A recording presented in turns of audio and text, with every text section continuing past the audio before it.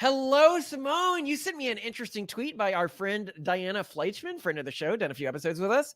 What was it on? Talk a bit to this. Bunkers. So essentially, she posted a Twitter poll recently asking her followers if they received $3 million, would they put some of it toward building a bunker, for like end times or whatever? And the vast majority of responses was no, they would not. The average person is not thinking about this. But I have noticed that But on the side of very wealthy people, and also some of our friends who are not necessarily like insanely wealthy, but they move in those circles, are totally thinking about this and totally want the bunkers and totally have their getaway plans. And then there are some like articles coming out about fairly prominent people either attempting to or planning to build their cool, scary times bunker. So apparently, Peter Thiel had plans to build a bunker in New Zealand. I think it might have been rejected. I don't know what the current status is, but Sam Altman had at some point, he's the CEO of OpenAI, said something about like, kind of being in on that. And like, his plan was to go to that bunker, to Thiel's bunker, if things went bad. Simone, I don't know if you know this. We have two different bunker invites. We do? Yeah. I'm not going to go into who they are or anything that I want to, out anyone. Well, I wish it were from Mark Zuckerberg because he certainly has the coolest bunker. I just want to read a description from Wired Magazine because it is so fun. Would you like to know more? According to plans viewed by Wired and a source familiar with the development, the partially completed compound consists of more than a dozen buildings with at least 30 bedrooms and 30 bathrooms in total. It is centered around two mansions with a total of with a total floor area comparable to a professional football field, 57,000 square feet, which contain multiple elevators, offices, conference rooms, and an industrial-sized kitchen. In a nearby wooded area, a web of 11 disc-shaped tree houses are planned, which will be connected by intricate rope bridges, allowing visitors to cross from one building to the next while staying among the treetops. A building on the other side of the main mansions will include a full-size gym, pool, sauna, hot tub, cold plunge, and tennis court. The property is dotted with other guest houses and operations buildings. The scale of the project suggests that it will be more of a personal vacation home. Zuckerberg has already hosted two corporate events at the compound. And the plans show that the two central mansions will be joined by a tunnel that branches off into a 5,000 square foot underground bunker. So not all of this is underground, like a lot of it's sort of above ground, which many of these planned things appear to be. They're not all like these super underground nuclear fallout bunkers. And many of the compound's doors are planned to be keypad operated or soundproofed. Others, like those in the library, are described as blind doors, made to imitate the design of their surrounding walls. The door in the underground shelter will be constructed out of metal and filled with concrete, still common in bunkers and bomb shelters. So, what I love about what Zuckerberg is building at the very least is that like he's clearly making a mixed use place. Like I hate the idea of building a bunker that you're just not going to use. And I love that he's like, you know what? If I'm building a bunker, I'm going to make it like the coolest vacation house as well. Kill two birds with one stone. Even if the end times don't come, at least I get to like, have some fun, some good parties, good vacations in Hawaii. I absolutely love this as well. And so something that you had mentioned is not a lot of people are doing this.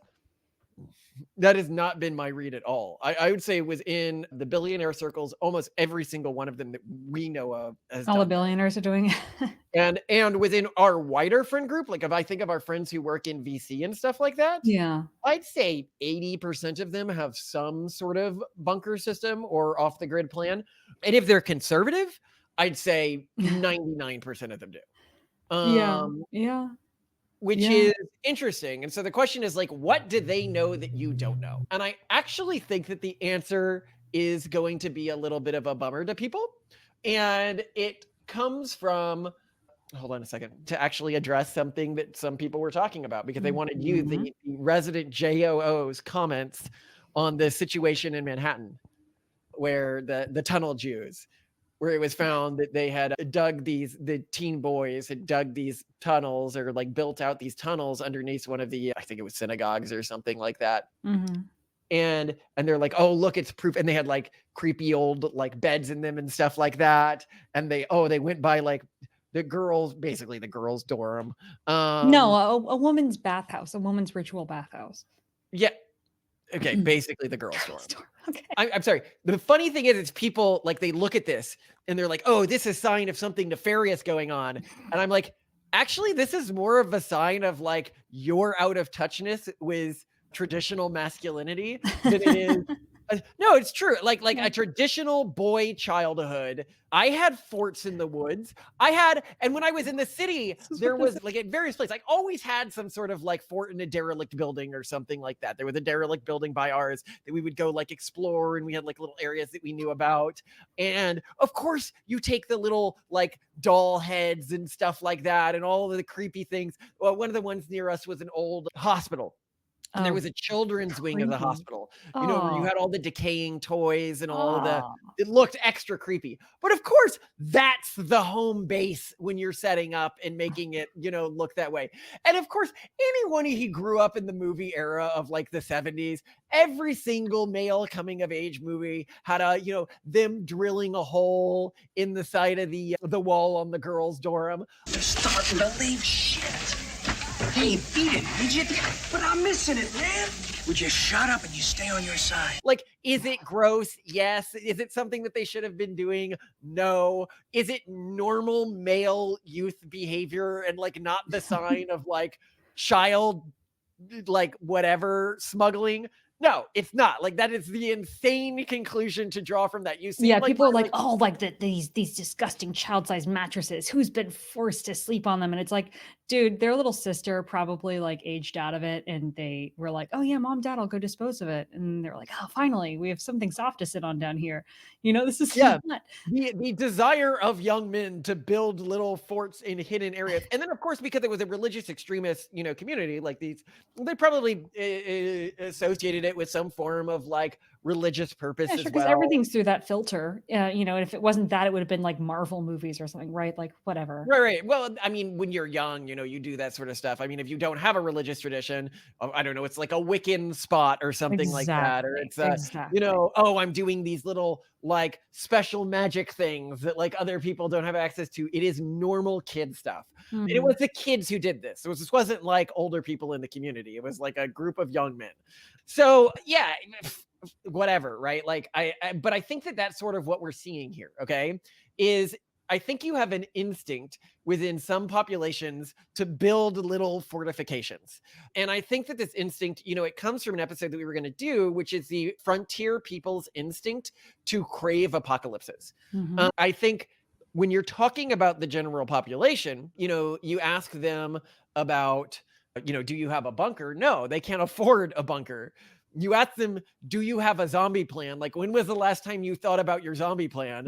I think especially if you're talking to conservatives, probably 80% of men have spent some time, like a lot more time than they need to, given the actual probability of a zombie attack, Yeah. thinking about their zombie plan. Yeah, or you ask them like, "How many MREs do you have?" Like, or even like you can see this built into some religions, like, the Mormon norm of having a certain supply of food, all that, like Yeah, well, and a it's lot of people don't cozy. know, but the because your grandfather worked on one, the Oh, bomb the shelter bunker, yeah, at the bottom of underneath some large Mormon Mormon temples.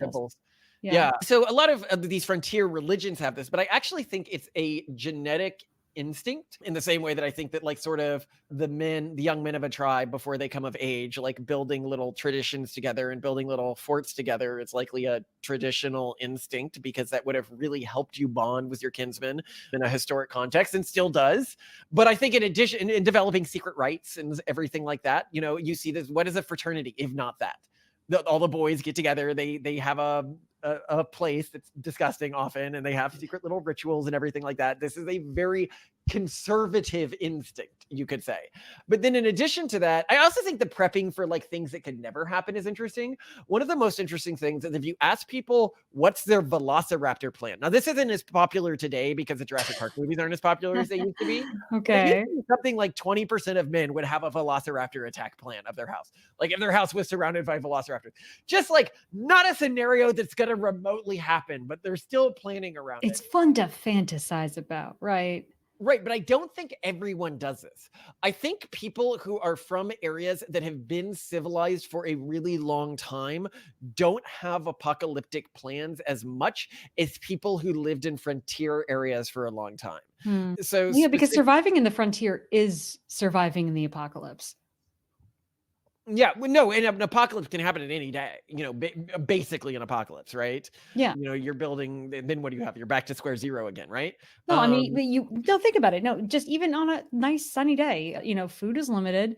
Locusts could come through. Some kind of pest could come through and completely wipe out all your food. A snowstorm could come. Raiders, in some cases, like local tribes that are very antagonistic, or sometimes just like thieves on the road, could just come and like attack your house at any time. Like it is 100%. It is the frontier is an apocalyptic scenario. So to a great extent, the kinds of concerns that people are planning around are exactly the same concerns that their ancestors survived around. Yeah, and the people in these contexts who didn't have this instinct to have like a hidden store of food away from their house, to have like a backup house that's like uniquely defensible, to have like they just died when these things happened. That's why this instinct is so strong in these populations. It's also why if you look at the frontier, like if you look at the best apocalyptic movies, they are coming out of frontier areas. So you look at like good Hollywood movies, good like Road Warrior, where did that come from? Australia, right? All of the good apocalyptic stories typically come from the Americas or from Australia. And if you look at anime, they honestly just don't do a very good job with apocalyptic stories. I've never had a good apocalyptic anime that I really liked. High School of the Dead is probably the closest. I think it's the best zombie property I've ever watched, but it wasn't really told like an apocalypse story, which is much more an instance where you're forced to like prove your mettle and like everything like It's that. a survival story. An apocalypse is very different from survival scenarios. It's about a sustainable life going forward. It's about having a defensible property. It's about having a food supply. It's not about making it from one day to the next as the zombies try to kill you. Yeah. Which is which you often see more in the Japanese stories, right? Like it's not about building a settlement, building the defenses around the settlement. This is what the people from these apocalyptic traditions start fantasizing about. And I also think that there's different colors of apocalyptic tradition that people fantasize about, given the environment that their ancestors had to adapt to. So if you look at me, like my apocalyptic fantasy, when I look at it, when I listen to the songs associated with it, I love it. A part of my heart longs for it. And you could say, well, who would ever long for this? It's the Frostpunk universe. I have heard that there are those who would defy us, who choose oppression or ascension for the pious dissidents without repent or bent on questioning the direst twisted I am this pariahs and their heretic messiah. Winter blizzards to infinity, so sing the hymns and litanies, hand in and skin the sinners if you wish to skim divinity.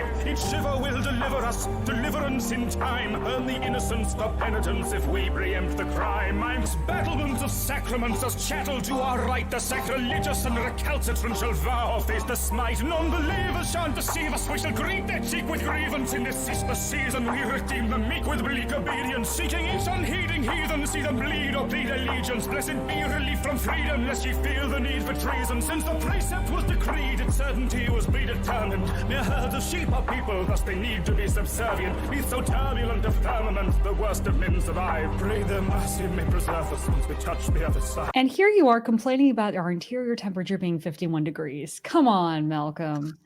Right? Yes, you need Buy a parka to edify the spirit. Which oh my God, no! Octavian the other day, I just have to say this. The other day, he was like, "I love the cold," and I'm like, "Yes, my he son." said that to you? Yes. And our house is a cold house. It's a cold we house. do not heat in the winter with our belief system, right? Constant self-deprivation. Yeah. So I think what we're seeing here is an evolved instinct. And I think, Yeah. Yeah, we also frame it as something that people enjoy.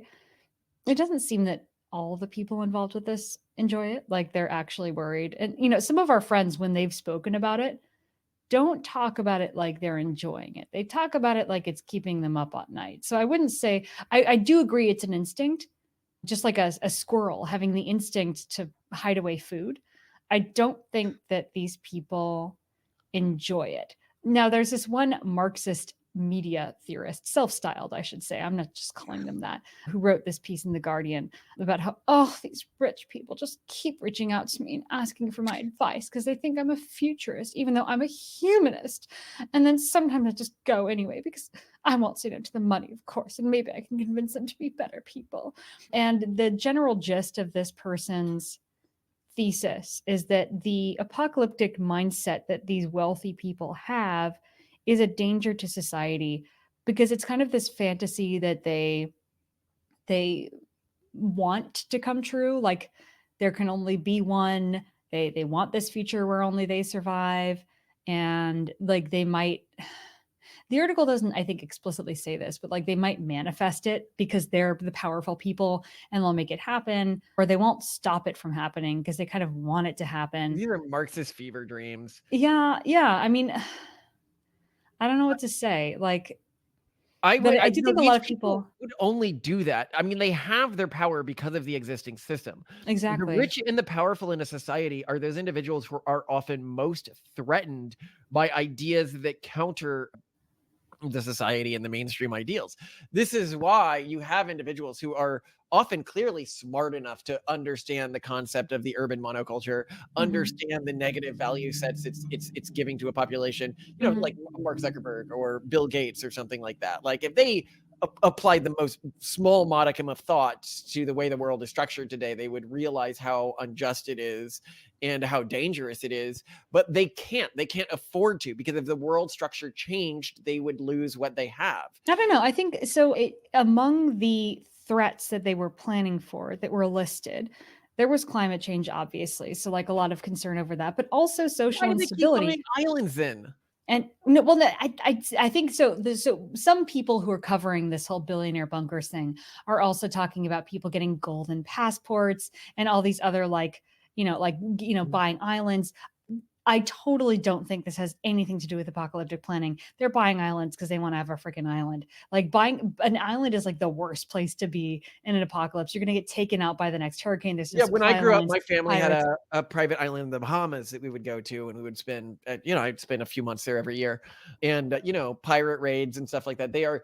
People think islands are much more defensible than they are. Yeah, the house that Malcolm lived in with his family that they built on that island, literally riddled full of bullets. It is like it was so sad to walk through it, and it was so disturbing because it was To like, see all the stuffed animals that have been yeah, like like the cut up, stuffed and animals, these kid beds, yeah, like just yeah, cut up bullets, bullet holes everywhere. So anyway, yeah, no, these people are just buying islands because they want party islands, and then other people are covering it, saying, "Oh, they think the end of the world is coming," and the passports think, "Come on, that's not going to do you any good in a real apocalypse." I think people just kind of for some people, it seems like a kind of hobby to pick up more passports. I think it's the bunker people that are actually thinking about this. But I think one of the reasons why I think they are planning for social instability is that a lot of the conversations are circling around the like private security forces. For example, this Marxist who was flown out to advise a small group of like 5 millionaires and billionaires about their bunker strategy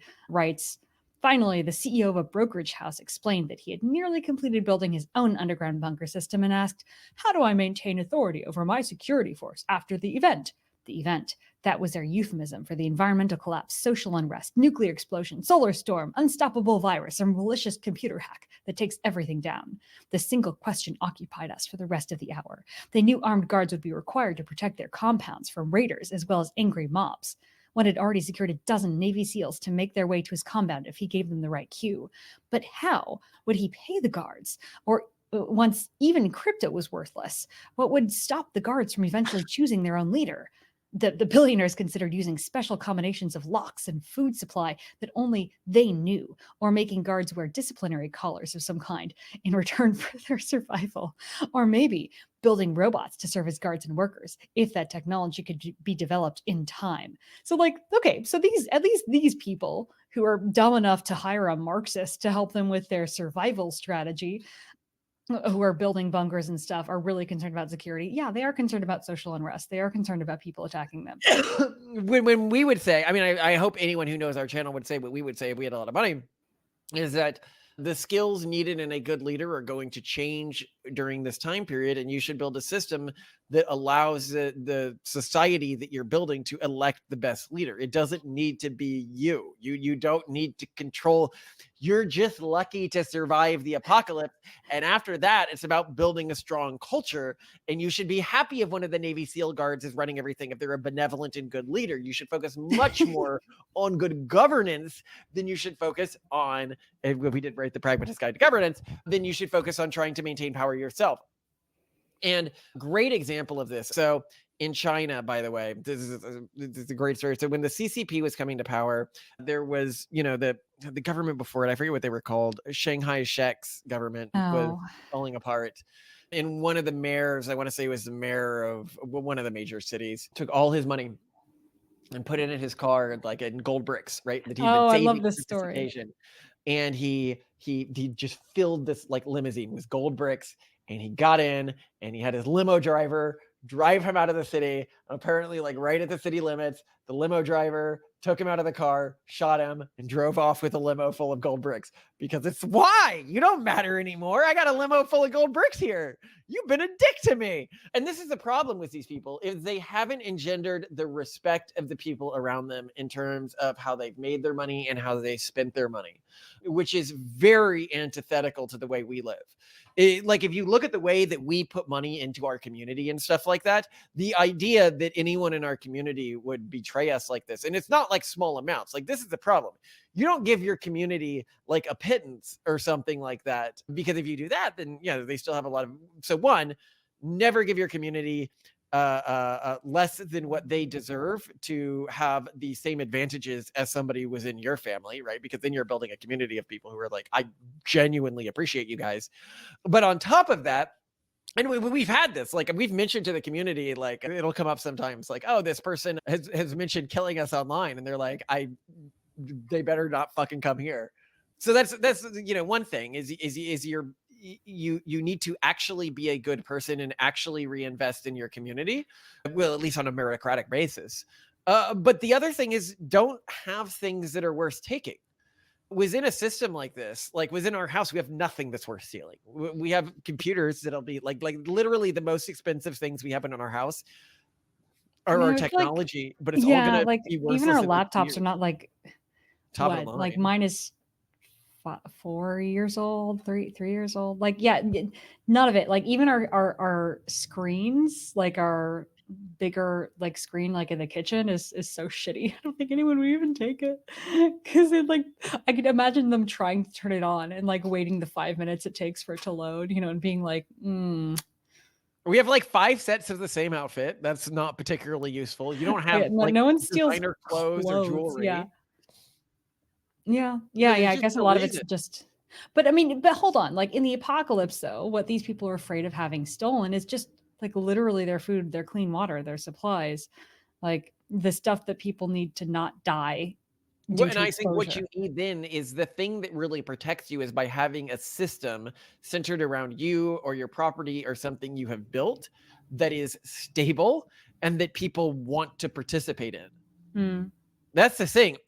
You want to be the one, if not stable democracy, because I actually don't think democracies are particularly good governing systems. And again, read the Pragmatist Guide to Governance if you're interested in this. But be the system where people can be fairly certain that the best people, the most meritocratically competent people, are going to be promoted within that system to a good position, and that people within that system will want for less in other systems. And then people are like, well, what about the angry, non-meritocratically competent people? Well, the great thing is that if you sap the surrounding area of all the meritocratically competent people, then you don't need to worry about the other groups in the area, because the meritocratically competent people will find ways to defend your settlement. So at that point, it's mostly just about having the ammunition and the guns and stuff like that can be distributed competently by whatever governance system you set up. I will say one of the I know bunkers that we have been invited to uses AI kill drones, so they wouldn't have this problem. We'd have to.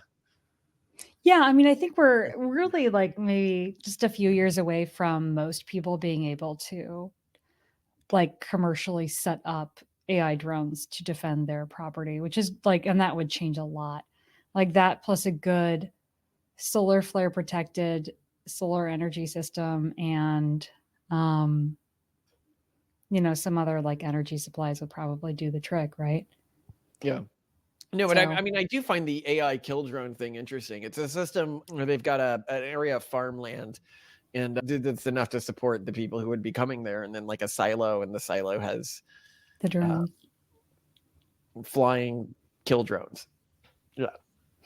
To protect the area, which makes a lot of sense. I mean, people would be like, well, that can't be operational constantly because they need to recharge. And it's like, well, it doesn't need to be operational constantly.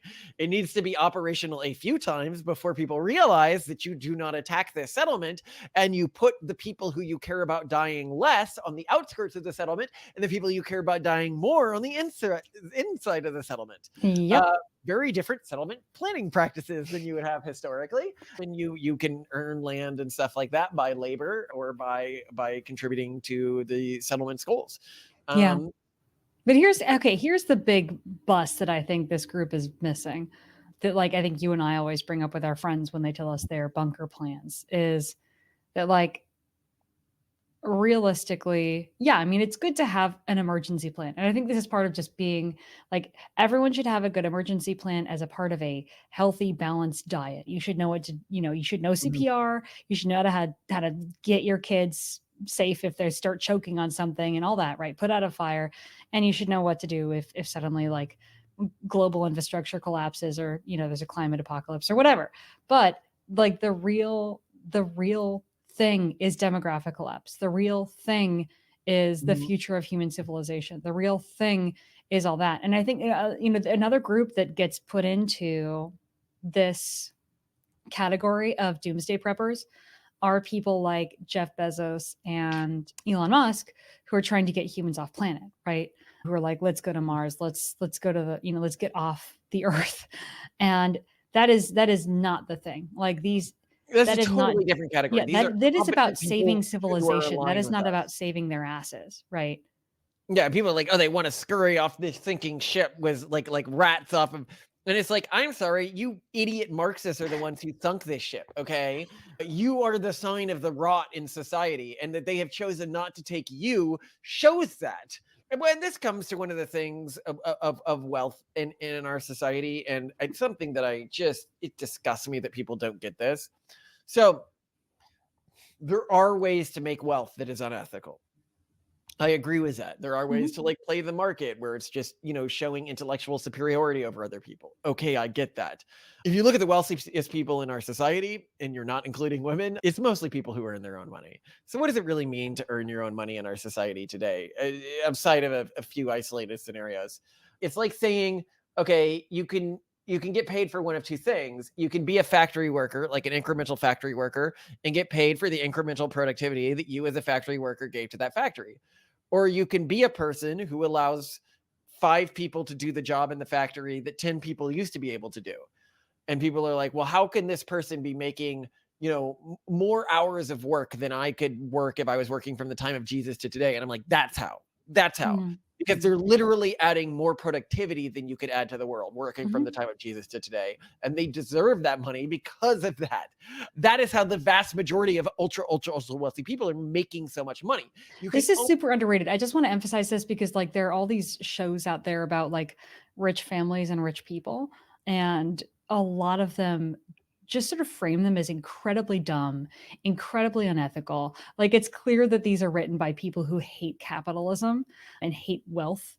And like, I'm thinking about Succession, for example. Well, these are the most irredeemable, unethical, terrible, antisocial people out there. And like the vast majority of wealthy people, and certainly the ones that we've met, are good pro-social people who care about making the world a better place, who are kind and patient and good to They were a little others. burned from being constantly attacked by society, but it's clear that they at least started with a positive heart towards society. And it, like, okay, for example, Jeff Bezos, right? Like a lot of Uh-huh. people are like, "Oh, what a horrible person." Amazon, like the quality difference. If you didn't live in the pre-Amazon world, the quality difference that Amazon makes to my life every day. If you're talking about like time saved, if you're Mm. talking about like the amount of incremental, they're like, how could he make as much as like literally, I think he probably gives every American citizen 2 hours extra time every day compared to the pre-Amazon world. Um That's a big there, claim. 20 well, maybe not minutes. 2 hours. 20 minutes Okay, a day. 30 minutes a day, at least. 30 minutes a day for every American citizen is Huge. Huge. enormous if you're Yeah. talking about like productivity increases in our economy. If you gave him 30 minutes of our salary every day for every American citizen, Oh my well, God, right? then that Yeah. gets a lot more interesting because you're like, oh, that's less than what he's probably actually making. And at that point, you're like, okay, I get it now, right? Just people are unwilling to recognize how little they add to the world compared to other people. I think that's the real problem. Yeah. But they want to pretend that everyone's adding the same things to the world, and that's just not true. And in a Yeah. communist system that distributed wealth fairly, people like him would still be getting stupid amounts of wealth. Yeah. But Yeah. communist systems didn't. Communist systems intentionally end up sabotaging more competent people, and there's like a whole. You can read the Pragmatist Guide to Governance for Well, and why. you're describing communist as in the ones that have actually been executed. Like we've come to understand that communism, in theory, the concept of communism is, it actually requires like a science fiction world that doesn't exist yet, which is basically like post AGI, post scarcity, post singularity, and then totally you can have communism. I think the problem is that like a bunch of people decided that they were going to try it without like the fundamental necessary principles being there. I So I mean, that's what you're obviously, you have the describing. telescoping history concept that was invented by Lenin, which shows to an extent you're right there. But I don't think that's I don't think that those things are necessary for communism. And I think that communism works on a small scale. Oh, it totally does. Yeah. But I don't Um, think communism as described by the great communist thinkers was meant to be applied only at the family level, for example. So yeah, okay. Anyway, it was great. This is a great conversation, Simone. We'll see how many people we piss off with it. That's how we judge the quality of how based we are. I think If you're we've not, already gotten rid of most of the Marxists at this point, but we'll see. Hi guys, if you're here, hello, you're still around. we can't say we love you, but we tolerate you. But I love you, Malcolm. I love you too.